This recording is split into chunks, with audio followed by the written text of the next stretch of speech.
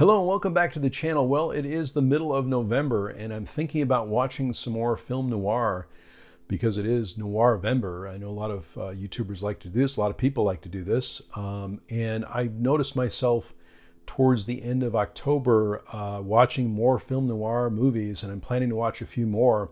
So certainly as you're watching this video, please let me know in the comments below if you have a favorite film noir movie. I was actually looking up, and I feel like I do this every year, but I was looking up the definition of film noir because I feel like there's also some crime dramas from the 70s that I would consider to be neo-noir, which I think that's what they're called.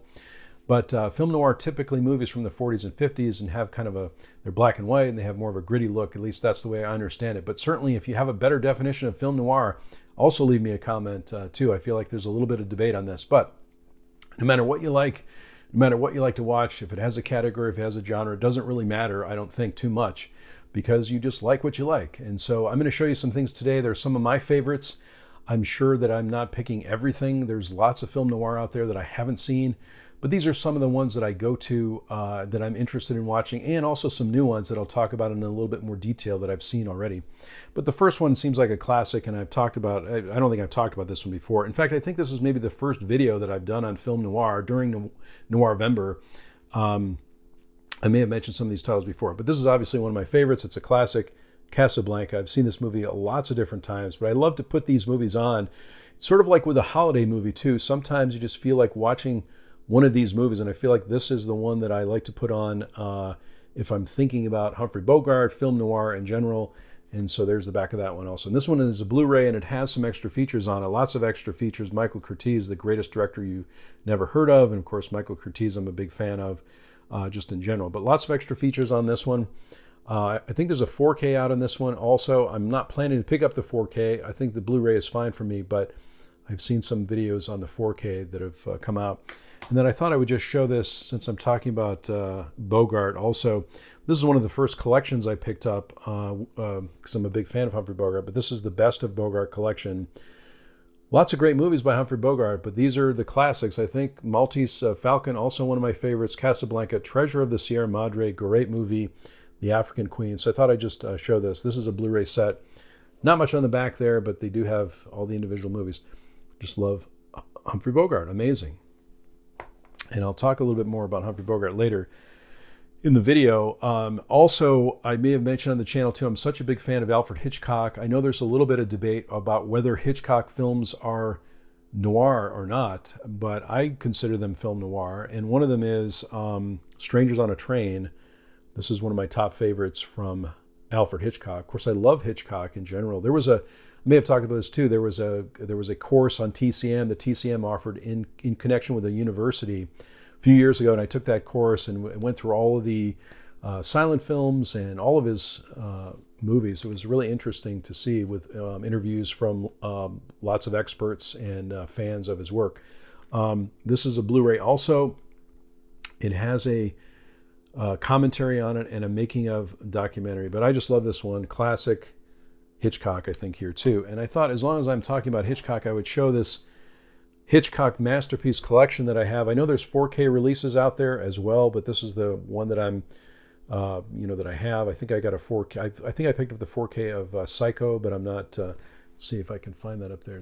Did I pick up the 4? I think I just got the Blu-ray of Psycho, but this is a collection. Totally fine for me. I love this collection too, and I'm just going to open it up here too. I love the artwork on this one and on the front. And the other one that's in this that I thought was one of my top favorites, maybe my favorite Hitchcock film, along with maybe Vertigo and Rear Window, of course. And let's see, Shadow of a Doubt. This is also, to me anyway, film noir at its finest. I love this movie. I think it's an amazing movie. I think Hitchcock said it was his favorite movie as well. So, but I love the artwork on this particular set, and I probably will get the 4Ks at some point, but for right now, these Blu-rays are just fine. Perfect quality for me anyway. Next up, I'm going to show some Warner Archive titles as well. And Warner Archive, I think, I may do another video on this too to show some of my recent Warner Archive pickups, but this is one that I discovered this year, and I really loved it. Dark Passage with Bogart and Bacall, classic chemistry and pairing there. There's the back of that one. Some extra features here. But I really like this one. I also like, this is the one also where you're really seeing Humphrey Bogart's point of view through most of the film, or through a lot of the film anyway. So I really like that about this particular movie. Dark Passage, really a favorite.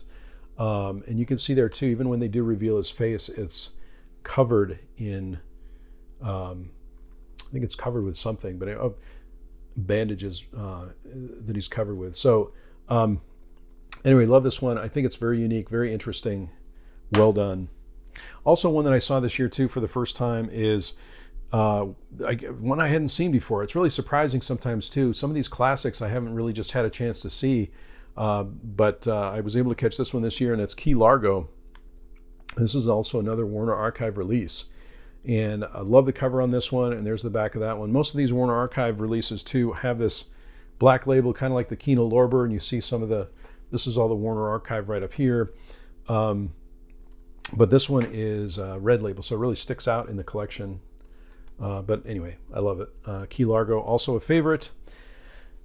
A Kino release that I'm going to get back to Warner Archive as well, and I've got some Criterion here too. A Kino release that I saw this year, which I thought was great, and I had seen it, I think I saw this on TCM and decided to pick it up, and that is Edward G. Robinson in Scarlet Street. And again, this maybe this is a lesser known one. I'm not sure, but it was the first time I saw this one, and I really liked it a lot. I saw it on TCM. TCM is a great place.